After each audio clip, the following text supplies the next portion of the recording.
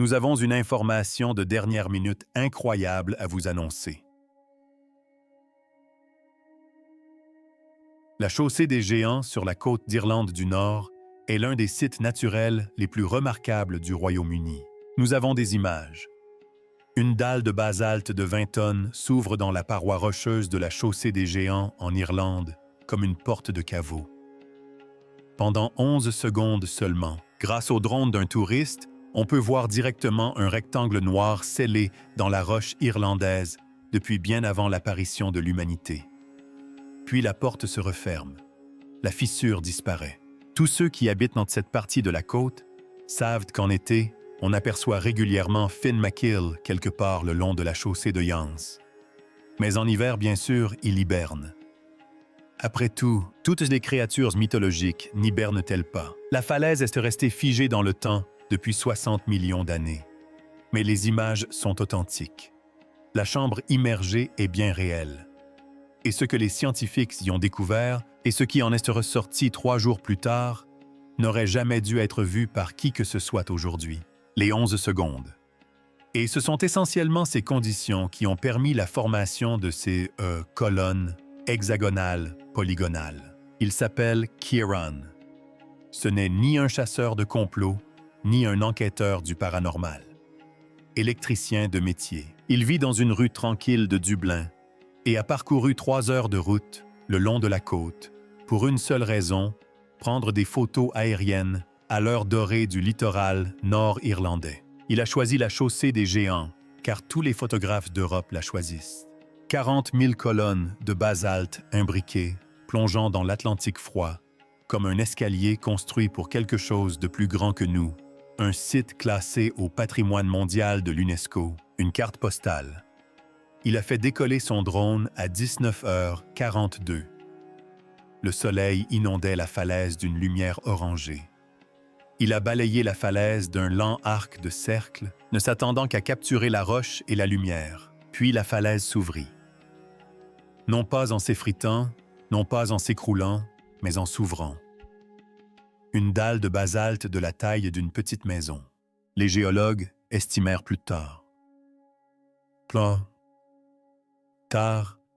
Que près de 20 tonnes avaient glissé de la paroi rocheuse comme la porte d'un coffre-fort. Un mouvement lisse, calme, presque mécanique. Aucune fissure, aucun débris, aucun grincement de pierre contre pierre, aucun son que le microphone du drone ne pouvait capter malgré le vent. La dalle se déplaça, marqua une pause, et derrière elle, rien. Aucun tunnel, aucune texture, juste un rectangle noir d'une obscurité parfaite et infinie. Un noir qui ne réfléchit pas la lumière qui absorbe le regard de la caméra sans rien donner en retour. 11 secondes.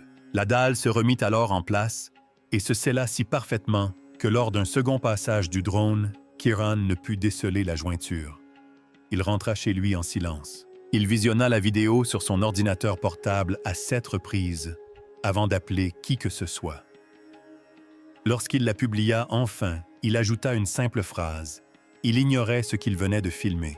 Quelques heures plus tard, les experts arrivèrent. La première à l'appeler fut le docteur Aoife Brennan, géologue, côtière au Trinity College de Dublin, qui avait passé 15 ans à cartographier précisément cette portion de colonne. Elle regarda la vidéo sur son téléphone dans un café de Dublin et resta très immobile. Son amie assise en face d'elle a confié plus tard qu'elle n'avait pas touché à son café pour le reste de la réunion. Lorsqu'elle a finalement pris la parole, elle a dit quelque chose qu'elle regretterait d'avoir dit publiquement. Il n'y avait que 2 possibilités. Soit la vidéo était le canular, le plus sophistiqué jamais réalisé, image par image, d'une précision physique irréprochable, sans aucun artefact de montage détectable. Soit elle contredisait toutes les règles de formation des roches. Car le basalte ne se déplace pas ainsi. Le basalte n'a pas de charnière. Le basalte ne se referme pas de lui-même. Si cette dalle a bougé, c'est que quelque chose à l'intérieur de la falaise n'était pas naturel. Quelque chose a été construit à l'intérieur de la falaise. Et si c'est le cas, la question n'est plus de savoir comment, mais qui, qu'a détecté le radar. On peut regarder un rocher et se dire Tiens, ça me rappelle quelque chose. Oh, ça ressemble à quelque chose. Et regardez au loin. Le lendemain matin, A se rendit sur place avec son radar de sol à l'arrière de sa Jeep. Elle ne s'attendait à rien trouver. Elle y allait pour réfuter la vidéo. C'est ainsi que fonctionne la science, on cherche à réfuter une affirmation. Si elle résiste, on continue les recherches. Elle installa son appareil à l'endroit précis de la falaise, visible sur les images du drone, après avoir aligné le cadre avec la géométrie de la baie pendant la nuit, travaillant à sa table de cuisine jusqu'à 3 heures du matin. Elle lança alors le scan. L'écran se remplit lentement.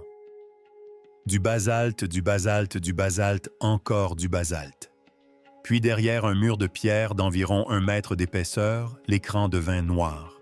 Pas un bug, juste le vide, un néant. Eva resta figée pendant près de 2 minutes. Elle resta immobile et silencieuse. Son assistante de terrain, une doctorante nommée Nim, déclara plus tard avoir cru à une panne de l'appareil. Il n'en était rien. Le radar fonctionnait parfaitement. Il indiquait la présence d'une chambre à l'intérieur de la falaise de 3 mètres de profondeur et 7 mètres de large. Une cavité rectangulaire nette, aux parois internes lisses, creusées dans du basalte massif, à une profondeur qu'aucun outil humain n'aurait pu atteindre sans laisser de traces en surface. Eva s'assit sur la roche humide, le dos appuyé contre une colonne, et pressa ses mains à plat contre la pierre derrière elle, comme si elle pouvait la sonder. Elle ne le pouvait pas. Le radar lui l'avait fait. Cela seul aurait dû mettre fin à sa carrière ou la propulser. Aucune chambre d'aucune sorte n'a été répertoriée à l'intérieur des colonnes de la chaussée des Géants.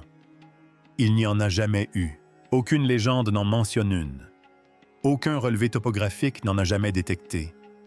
Le radar aurait dû afficher une roche intacte sur toute l'épaisseur. 3 mètres de profondeur, 7 mètres de large creusée dans une roche qui, selon tous les manuels de géologie du monde, est une masse unique de lave refroidie. Il n'existe aucune version du monde naturel où cette cavité se trouve. Et pourtant, elle était là sur son écran net et précise, à 1,20 m derrière une falaise que 2 millions de touristes longent chaque année sans jamais la remarquer. Ce soir-là, elle rentra chez elle en roulant lentement, car elle n'osait pas tenir le volant. Elle n'avait pas encore regardé le second scan. Plus tard dans la nuit, seule à sa table de cuisine, le vent de la baie faisant trembler ses fenêtres, une tasse de thé froid à portée de main, une boisson qu'elle n'aurait jamais bu. Elle était assise à côté de son ordinateur portable. Et ce qu'elle a vu lors de cette seconde observation, c'est ce qui l'empêche de dormir depuis. Si votre intuition vous dit que l'histoire devrait s'arrêter là, que c'est une partie que personne n'est censé connaître, écoutez-la et abonnez-vous, car la découverte du scientifique suivant rend tout ce que vous avez entendu jusqu'ici plausible. Elles étaient creuses. L'éruption a été extrêmement rapide et les coulées extrêmement denses. Mais la chambre n'était pas le pire. Le pire était ce qui se trouvait à l'intérieur. 7 silhouettes grandes et droites, mesurant chacune entre 2 mètres et 2 mètres, bien plus imposantes que n'importe quel être humain ayant jamais vécu dans l'Irlande préhistorique. Elles n'étaient pas affaissées. Elles n'étaient pas tombées. Elles étaient debout. Et elles se tenaient en formation espacée, exactement de 1 mètre, toutes tournées dans la même direction vers la porte. Réfléchissez un instant à ce que cela signifie. Le basalte ne se forme pas autour d'objets dressés. C'est impossible. Lorsque la lave refroidit, elle se contracte uniformément pour former ces colonnes hexagonales qui ont rendu célèbre la chaussée des Géants. Tout ce qui se trouvait à l'intérieur de la lave pendant la phase de refroidissement serait vaporisé, déplacé ou fossilisé sous forme d'empreintes plates, jamais préservé comme une forme verticale indépendante. Il n'existe aucun mécanisme géologique dans toute la littérature qui explique ce qu'Eva observait. Elle connaissait la littérature. Elle en avait rédigé une partie, et le radar y était installé. Ses mains lui indiquaient que la documentation était incomplète, ce qui signifiait que ces figurines se trouvaient à l'intérieur de la chambre lorsque la lave était encore liquide. Elles ont survécu à des températures supérieures à 2,0 degrés Celsius. Elles ont survécu au refroidissement. Elles ont survécu à leur enfouissement dans la roche solide. Et elles l'ont fait en restant dressées, alignées, face à la même direction. Ce n'est pas ainsi que l'on meurt, c'est ainsi que l'on se positionne. Et la roche qui les entoure a 60 millions d'années. On ne trouve trace de 60 millions d'humains dans les archives fossiles que depuis 200 ans. Les humains modernes sont apparus il y a encore moins longtemps. Il y a 60 millions d'années, les dinosaures venaient tout juste de disparaître. Les mammifères avaient alors la taille de rats. L'Irlande n'était pas encore l'Irlande. L'Atlantique était encore adolescent.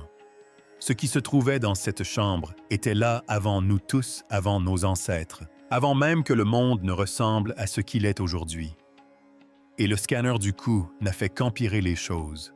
Le docteur Liam Murray, géophysicien à l'Université Queen's de Belfast, arriva le lendemain matin avec un équipement à plus haute résolution. Professionnel poli et légèrement sceptique, comme il se doit pour un bon scientifique, il posa la tablette au bout de 20 minutes, ses mains tremblant trop. Il laissa échapper un rire sec et sans saveur, un rire que Nîmes compara à celui d'un homme se raclant la gorge. Puis il lui montra l'écran creux. Chaque figure était une fine coquille, une couche extérieure d'une matière inconnue que ses instruments ne pouvaient identifier. Un espace vide à l'intérieur, comme une cloche, comme une enveloppe, comme si quelque chose l'avait jadis remplie, ou comme si quelque chose la remplissait encore. La nature même de la matière était le second problème. Liam a effectué 3 analyses de composition. Rien de organique ne survit au basalte en fusion. Rien. Il n'existe sur Terre aucune protéine, aucun os, aucune fibre végétale, aucune structure cellulaire capable de résister à 2,0 degrés. Celsius de roche en fusion pendant une durée aussi longue, et encore moins pendant 60 millions d'années. Ces coquilles n'auraient pas du tout. Et pourtant, elles existaient. Il fixa longuement la tablette avant de faire ses bagages et de reprendre la route pour Belfast. Moins de 48 heures plus tard, les autorités se sont manifestées. Une agence environnementale officielle est arrivée avec un communiqué de presse déjà rédigé, affirmant que les images prises par drone ne représentaient qu'un jeu d'ombre et de lumière sur du basalte altéré et qu'il n'y avait aucune cavité. Le consultant principal de l'agence, le docteur Siobhan Walsh, un haut responsable du service géologique d'Irlande, a refusé de signer le communiqué et a démissionné dans la semaine. Les falaises ont été bouclées en quelques jours, rubans jaunes, barrières métalliques, nouveaux panneaux, signalant l'érosion et l'instabilité du terrain. Les gardes du parc ont été informés d'une nouvelle explication concernant le risque de chute de pierres. Rien de tout cela n'était vrai. Tous ceux qui étaient à l'intérieur connaissaient la véritable raison de la fermeture de cette section, et cette raison n'avait rien à voir avec la sécurité. L'un d'eux a disparu. Finn McCool n'était pas un bon nageur.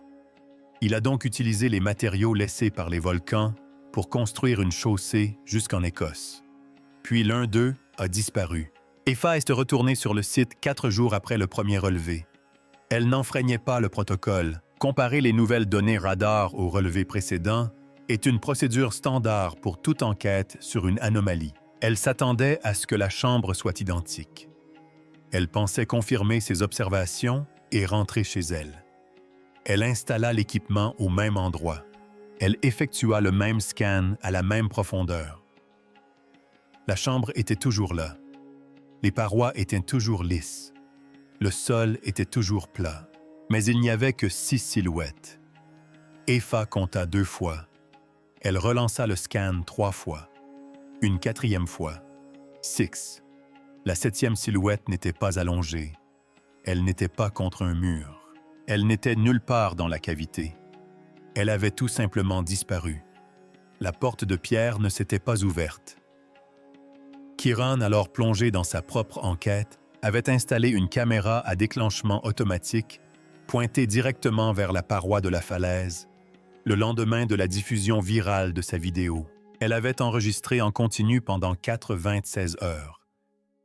Il visionna les images sous le regard d'Effa. Il n'y avait rien. Aucun mouvement, aucun tremblement, aucun scintillement de la dalle. La jointure était toujours invisible. La falaise n'avait pas changé. Mais à l'intérieur de la chambre, derrière le basalte massif, l'un des 7 êtres était sorti. Le nouveau scan ne montrait aucun tunnel, aucune section effondrée, aucune trace de traînée sur le sol de la chambre, aucun débris, aucun trou, aucune trace.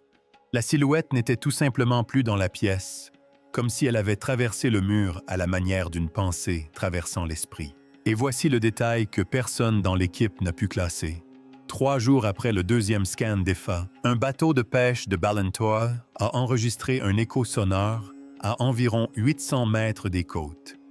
Une forme haute verticale et immobile sur le fond marin, là où la carte indique seulement du sable. Le capitaine a pensé qu'il s'agissait d'un débris échoué et n'a pas fait de rapport officiel.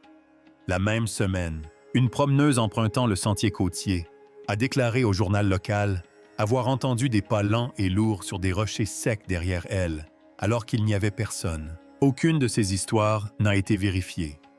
Elles sont toutes deux rangées dans un dossier chez Effa, le genre de dossier qu'elle ne montre à personne. Les mathématiques ne le permettent pas.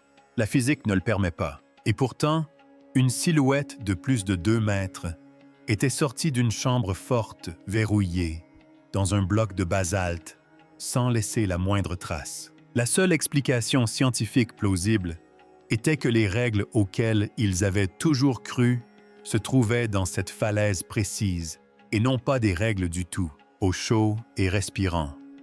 Le test suivant était thermique.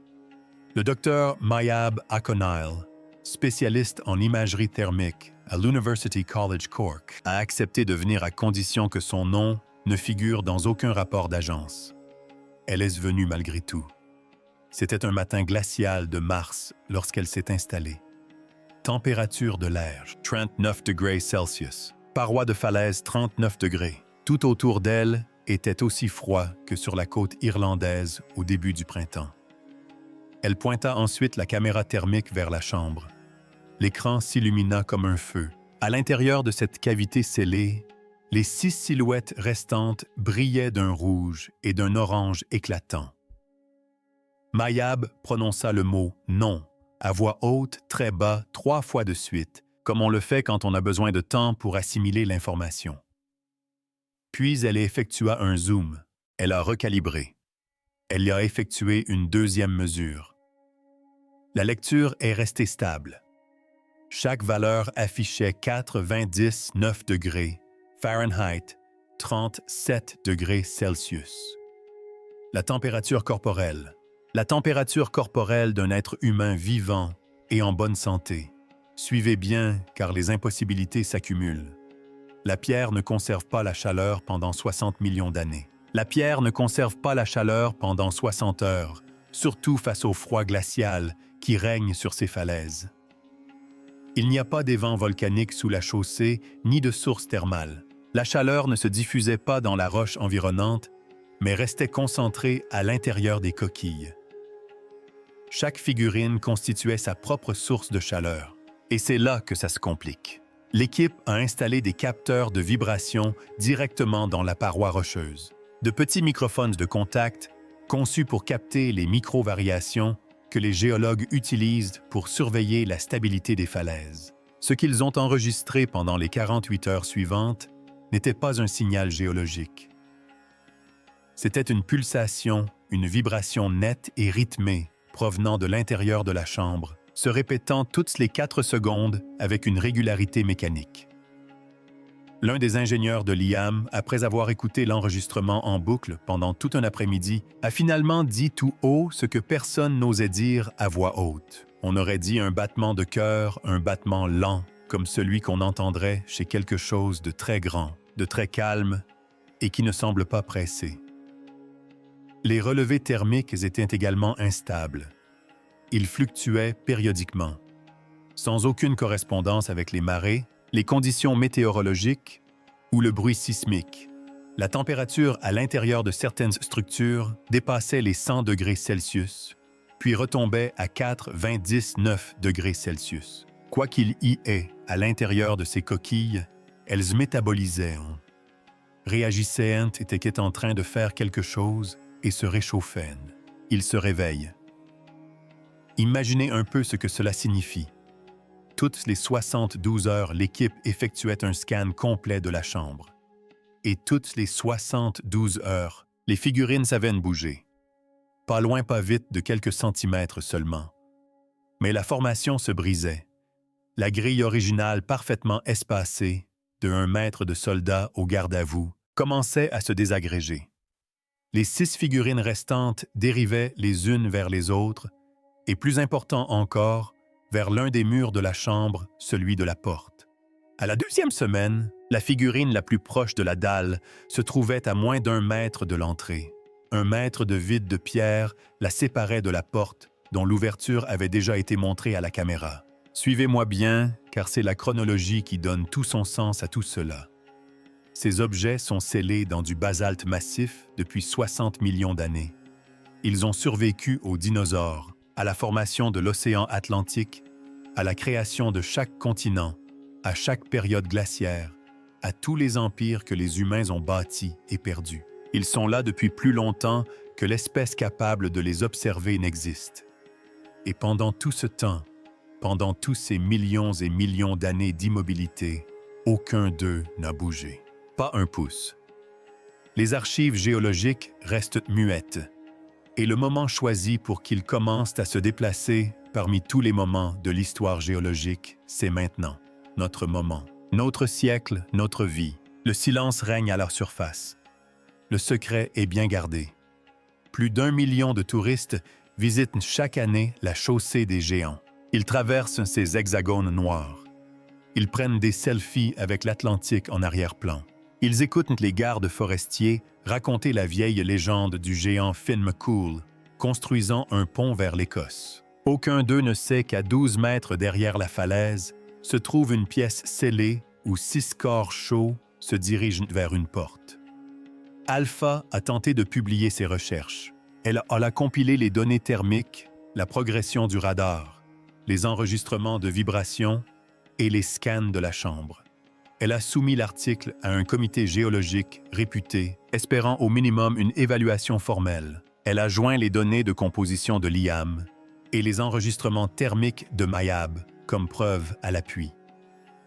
L'article a été rejeté en moins d'1 semaine. Les raisons invoquées étaient des problèmes méthodologiques vagues d'éventuels artefacts liés à l'équipement et une corroboration insuffisante par les pairs. Ce soir-là, un ami membre du comité de lecture l'a appelé chez elle en privé et lui a révélé la vérité. Personne parmi les responsables ne voulait être celui qui le confirmait.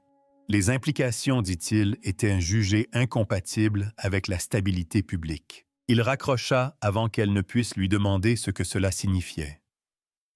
En avril, tous les matériels de surveillance avaient été discrètement retirés du site. Les scientifiques furent avertis que leur emploi dépendait du maintien de leur silence, mais les données avaient déjà fuité. Kieran avait sauvegardé les images originales du drone sur 3 disques durs distincts à 3 endroits différents de sa maison.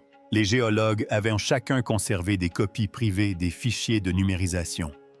Mayab avait ses relevés de température. Liam avait ses rapports de composition. Si vous vous tenez maintenant à l'endroit fermé un jour de semaine où il y a peu de touristes, vous pouvez l'entendre. Pas le pouls qui se cache derrière une masse de roches. Vous pouvez entendre le vent qui siffle entre les colonnes, les mouettes qui se disputent au-dessus de la baie et le lent courant de l'Atlantique contre les contreforts. Et en dessous de tout cela, si vous restez immobile assez longtemps, vous pouvez entendre le calme qui règne sur cette partie précise de la falaise. Comment les oiseaux marins ne s'y posent pas? Comment même les lycans semblent se faire plus rares? La roche, à cet endroit, fait quelque chose que le reste de la roche ne fait pas. Votre corps le sait avant votre cerveau. Qu'a vu la machine? Où est le 7e? Il est sorti d'une pièce scellée enfouie dans une roche vieille de 60 millions d'années, sans porte ouverte ni trou dans le mur. Et cela s'est produit 4 jours seulement après avoir été scanné pour la première fois. Où qu'il soit allé, il est allé quelque part. L'Atlantique est juste là. Le chenal nord, les grottes marines, inexplorées, les fosses abyssales. Il pourrait se trouver n'importe où. Et personne ne le cherche, car officiellement, il n'existe pas. Avant que l'équipement ne soit démonté, AFA effectua une dernière opération. Elle y intégra l'ensemble des données, les progressions radar, les séquences thermiques, les schémas de vibration. Les coordonnées de mouvement furent intégrées à un système d'analyse par IA utilisé par de grandes universités pour modéliser les anomalies géologiques. Elle s'attendait à ce que le système signale des données corrompues. 4 minutes plus tard, le rapport arriva. L'IA conclut que l'impulsion n'était pas d'origine géologique. Après avoir comparé les données à plus de 200 zéros enregistrements de rythme naturel, de courants de marée, d'harmoniques sismiques et de résonance de chambres magmatiques, elle constata que l'impulsion de 4 secondes ne correspondait à aucun cycle ambiant répertorié. Les correspondances les plus proches dans la base de données étaient d'origine biologique. Le système classa le signal comme ayant une probabilité d'origine supérieure à 95% pour une source vivante. Vivante, ni dormante, ni fossilisée vivante. Et puis, le système découvrit quelque chose que personne n'avait cherché. Dans le sonar haute résolution du sol de la chambre sous les figures, se trouvaient des marques gravées directement dans le basalte. L'équipe humaine les avait prises pour des fractures naturelles. L'IA, elle n'était pas de cet avis. C'était un motif, une séquence géométrique répétitive, une grammaire.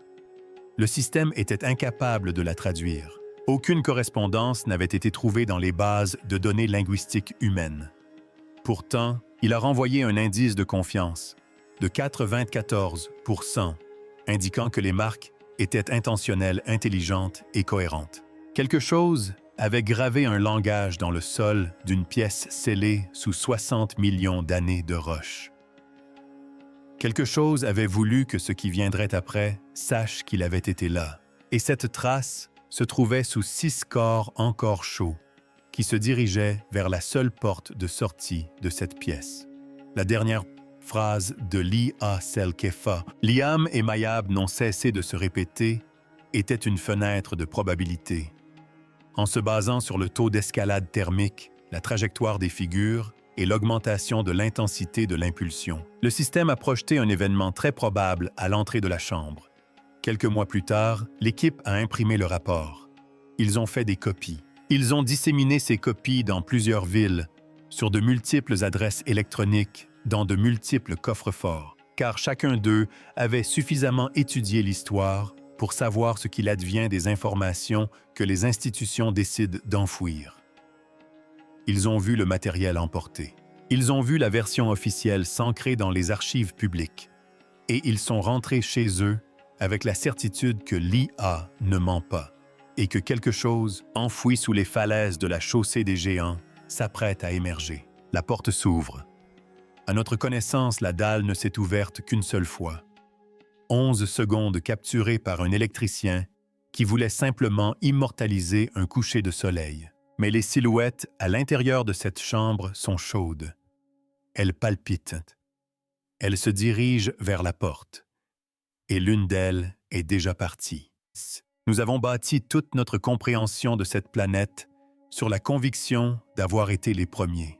Les premiers à penser les premiers, à construire les premiers, à laisser une trace indélébile. La chaussée des géants nous prouve que nous nous trompions. Quelque chose existait avant nous. Quelque chose qui savait construire une chambre à l'intérieur d'une paroi de roche liquide, qui savait écrire une langue que nous ne pouvons déchiffrer, et qui savait attendre. Il a attendu la disparition des dinosaures. Il a attendu l'essor des mammifères. Il a attendu que chaque civilisation humaine apparaisse et disparaisse. Et maintenant, pour des raisons qui nous échappent, il commence à se réveiller. La dernière mesure prise la semaine précédant le retrait du matériel montrait la forme la plus proche de la porte à moins de 60 cm de la dalle. Sa température se maintenait à 38 degrés Celsius. Son pouls, et il était désormais admis au sein de l'équipe de l'appeler ainsi, se renforçait. En ce moment même sur la côte nord de l'Irlande, le vent souffle dans les colonnes de glace comme toujours. L'Atlantique se brise contre les marches inférieures. Une famille prend une photo à l'extrémité sécurisée de la section fermée. La plus jeune se penche contre le ruban jaune pour avoir un meilleur angle. Derrière ce ruban adhésif à 12 mètres, à l'intérieur de la falaise, la dalle repose dans son cadre. La jointure est invisible. Le pouls est régulier. Et la silhouette à l'entrée de la chambre, haute de 2 mètres et au teint chaud, se trouve à 60 cm de la porte respirant. Si vous êtes arrivé jusqu'ici, laissez un mot en commentaire. À votre avis, ce que c'est des visiteurs, des prisonniers, une créature née ici bien avant nous? Je lis toutes ces réponses. Je réponds.